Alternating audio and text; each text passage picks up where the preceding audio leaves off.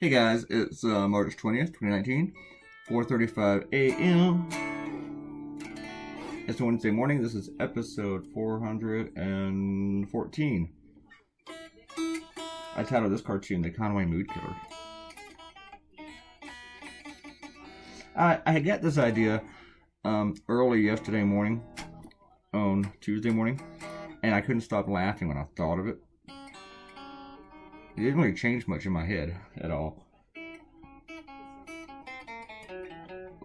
And I was debating all day, should I draw it today as a bonus cartoon? And then yesterday afternoon, I was still thinking about it. I was thinking about either going to the movies or doing the cartoon, and I ended up doing the cartoon. Part of the thing against doing the cartoon was like, hey, it's more work. And I was like, what am I going to do tonight if I do this? But then I got an idea for tonight, and so I'm making this video early because I want to go ahead and do the other cartoon, and I need these files out of the way.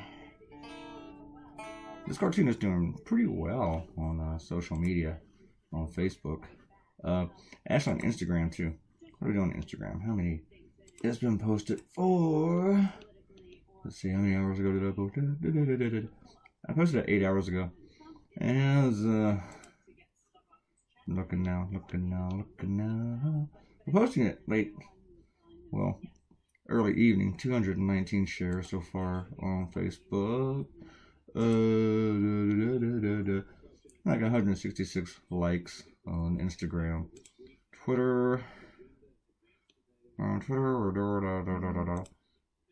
got about, Twitter's not great for me. 10 reshares and 17 likes, a whole bunch of comments, but I don't get a whole bunch of love on Twitter. And I have like 7,000 followers. Well, almost 7,000 followers. I like drawing Kellyanne Conway.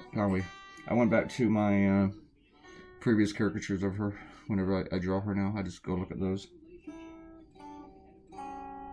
And I do that with just about all my caricatures, and usually they still change over time, even while looking at what I did. This might be the first time I've drawn George. I think so. George is a critic of Donald Trump, and his wife, as you probably know by now if you're watching these things, works for Donald Trump. And she said, well, after Trump's hate bender on Twitter over the weekend, where he sent out like 31 tweets complaining about all his perceived injustices, his being victimized and everything, George Conway started posting all these symptoms of narcissism disorder and suggesting, or just outright saying, that Donald Trump has a mental illness. And Kellyanne Conway said that she disagrees with her husband. She doesn't share his sentiments. Now, yesterday, Donald Trump said that George Conway was a total loser. I'm quoting there, total loser. And we're going to see who Kellyanne Conway has more loyalty to. Her husband, the father of her 4 children, I believe, or Donald Trump. I'm thinking it's not looking pretty good for George. My first idea was to have George like in a padded room wearing the jacket, saying Donald Trump is insane, and a couple of doctors looking in the window, one saying he's married to Kellyanne Conway.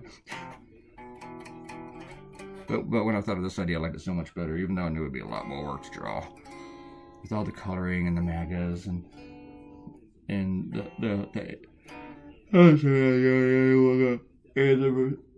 angles, dimensions in the room. Look at it. I'm twisting things around to spell MAGA.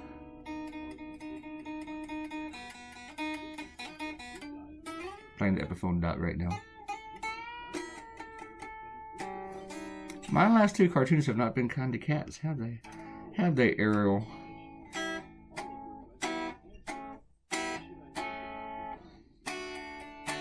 Before I did this started making this video, I went to the YouTube channel to see how many comments we had, to see if it was really enough for me to do it. Not that would change things, but I think we got enough. We got 3 of you. 3 of my favorite people in the universe, in the YouTube universe: Ariel, Robert Coutinho, and Akenta. Did I get these in the right order? Newest first? Newest first. No, we do. Alright.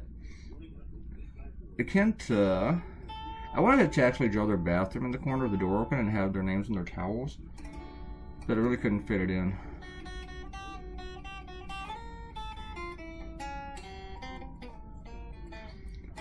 And I was trying to think of ways to make the room more Trumpier, but I couldn't really think of how to make it more Trumpier than this. I've had a lot of comments about this. Some of them are really disgusting, but then again, the cartoon's kind of disgusting too, ain't it? I think it'd be really, really great if someone shows this cartoon to George. I wonder if I'd get a tweet. Akenta said, great cartoon. It's sad to see Bill use that way. She's referring to Bill the cat. Bill the cat from Bloom County. Ariel mentioned in my blog that I should have made the cat white, and that was the original idea, to make a white cat.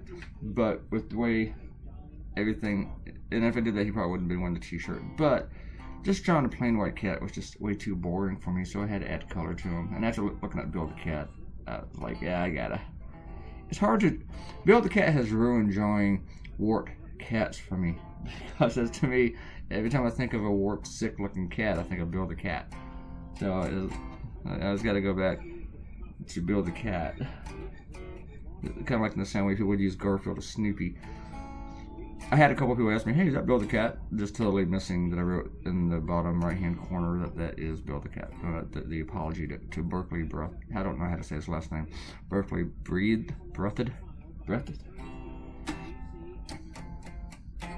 Ariel's going to come in and tell me how to say his last name. But I bet Ariel doesn't know either.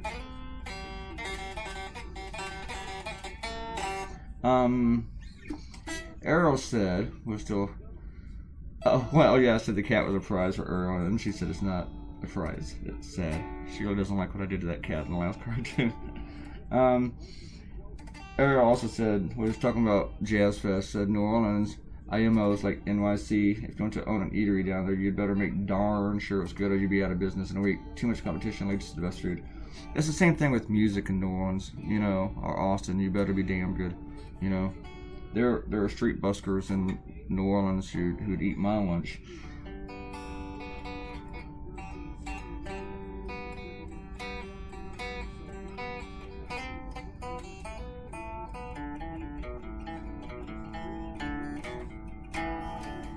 I mean, one time I was in New Orleans and it was dying down, and it does die down eventually. Like regular nights, and this was like a Saturday night. And I walked this girl back to her car that I had met, and I was walking back to my hotel room. The street was almost dead, actually. And I'm walking down Bourbon Street, and there was this one guy just out in the street playing a sax, and he was just doing a great job. And as I walked by, I slowed down like maybe a second. I put $1 in his case, and without really losing the rhythm of what he was doing, he said, "Thank you, brother," and he just kept going on. He took his mouth off the mouthpiece and said that and just kept going on. And I was like maybe 25 or 26, and I just loved that, you know. And no, I wasn't goofing out with the girl. I was married, but I met this girl with some friends and everything. When she left, I walked her to her car so she'd be safe because it was New Orleans. So I was a good boy when I was married. I know it'd be so awesome to have a New Orleans story, go down there, hook up, but no, I didn't do that.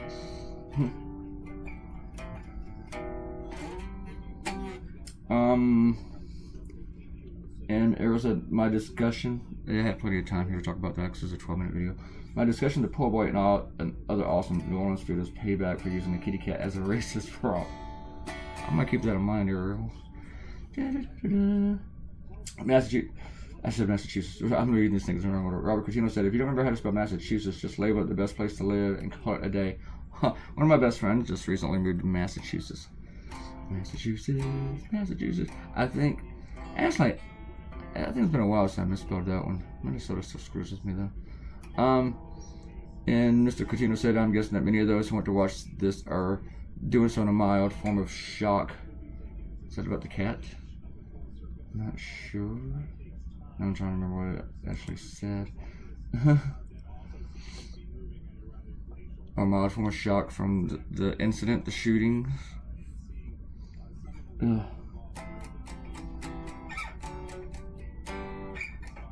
I wanted to get started on this cartoon, make the coffee, but I have to make this video first. And now I gotta let the video upload first.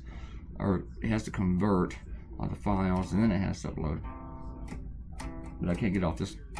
I can upload it to YouTube on my other computer, but I have to get it off the Surface Pro before I can start drawing. But also, I can't start drawing shows uploaded because that's just too many distractions.